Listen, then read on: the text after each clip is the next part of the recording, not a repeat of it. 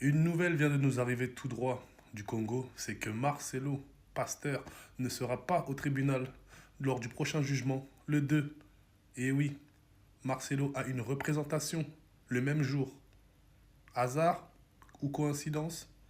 Maintenant, tout le monde va se demander qui sera la personne qui va le représenter au tribunal le 2.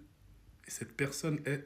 Et c'est cette personne qui sera le représentant de Marcelo au tribunal le 2, le soi-disant fils de Maman Blanche, qui est même juriste. Et dans les débats qu'il y a eu entre les personnes pour le pasteur Marcelo et les personnes pour Maman Blanche, il s'agirait de cette même personne qui se serait trompée lors de la déclaration de Maman Blanche, de sa mort. Sur la déclaration, il y a écrit fils, mais lui se prétend être le fils spirituel.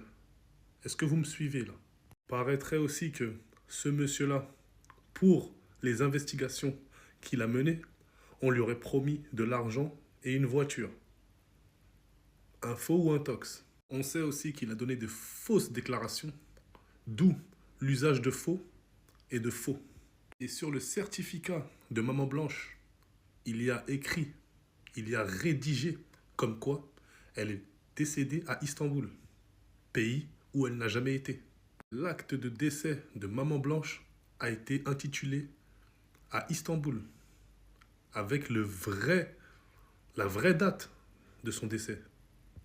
Comment on peut expliquer que ce monsieur est parti déclarer la mort de Maman Blanche alors que c'est censé être son mari qui devait déclarer cette... Donc n'oubliez pas que ce n'est pas le pasteur Marcelo qui a déclaré cet acte de décès, qui est falsifié.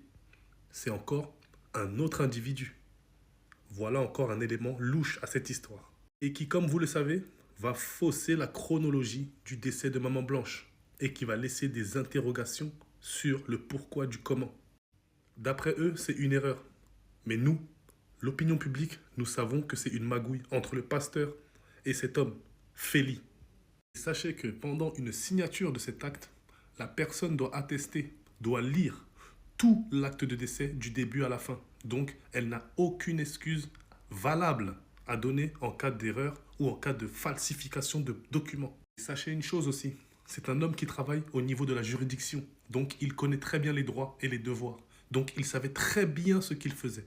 Et je pense même aussi que c'est lui qui a donné des conseils au pasteur Marcelo pour l'attitude qu'il a actuellement. L'attitude, celui qui se fait passer pour quelqu'un de fou, quelqu'un qui perd la mémoire, quelqu'un qui ne se souvient plus de ses souvenirs. Ce n'est pas pour rien. Toutes ces attitudes mensongères sont très très mystiques et très bizarres. Et il faut savoir aussi que l'officier de l'état civil est gradé. Et Marcelo connaît beaucoup de monde. Il a le bras long. Il sait comment graisser la patte, comment convaincre. Mais comme on a pu le voir, l'exemple de ses fidèles, des fidèles qui ne connaissent même pas vraiment cette personne, mais qui se donnent corps et âme à sa défense, malgré le fait qu'ils savent que cette mort est louche, que son attitude est louche, son comportement est extrêmement suspect.